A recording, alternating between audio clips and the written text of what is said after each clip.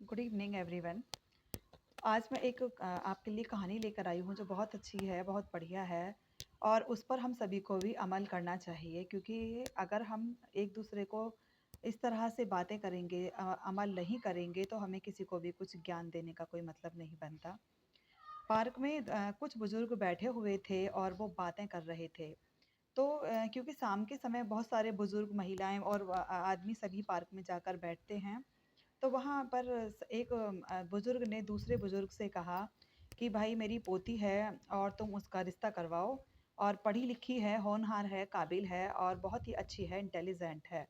तो वो कहने लगे कि हाँ बताइए आगे। तो वो कहने लगे कि वो जो हमारी पोती है उसकी एक यही इच्छा है कि उसके परिवार में, लड़के के परिवार में माता पिता भाई बहन कोई भी ना हो, क्योंकि अगर ये लोग घर में होते हैं तो बिना वजह की लड़ाई झगड़े और परेशानियां आती हैं। दूसरा बुजुर्ग शांतिपूर्वक उनकी बातों को सुन रहा था। तो वो कहने लगे कि अच्छा, हाँ मेरे एक दोस्त का बेटा है जो कि एक बड़ी कंपनी में, मल्टीनेशनल कंपनी में जॉब करता है। उसकी सैलरी 1.5 लाख पर मंथ है। लेकिन उस लड़के की भी एक शर्त है कि क्या, कि वो लड़का भी लड़के के माँ-बाप जो थे वो दुर्घटना में मर गए थे और अब वो लड़का अकेला ही है। उसके लेकिन परिवार में कोई नहीं है और आपके हिसाब से ही है। लेकिन उस लड़के की भी एक शर्त है। तो वो कहने लगे हाँ बताइए क्या शर्त है?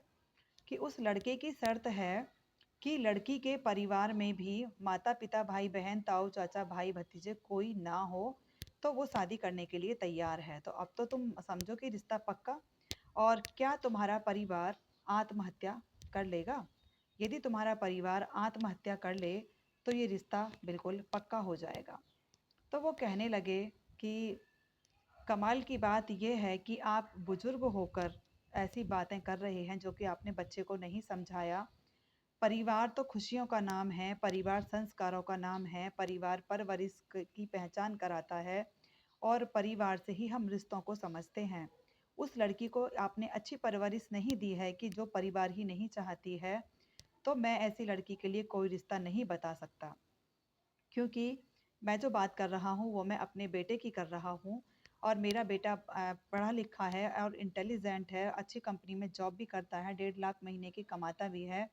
लेकिन हमें इस तरह की कोई लड़की करोड़पति भी नहीं चाहिए, चाहे वो करोड़ों की शादी हो या अरबों की शादी हो। जिस लड़की को यही संस्कार नहीं दिए जाते कि परिवार का क्या महत्व होता है, रिश्तों की क्या परिभाषा होती है, वो आगे क्या घर चलाएगी।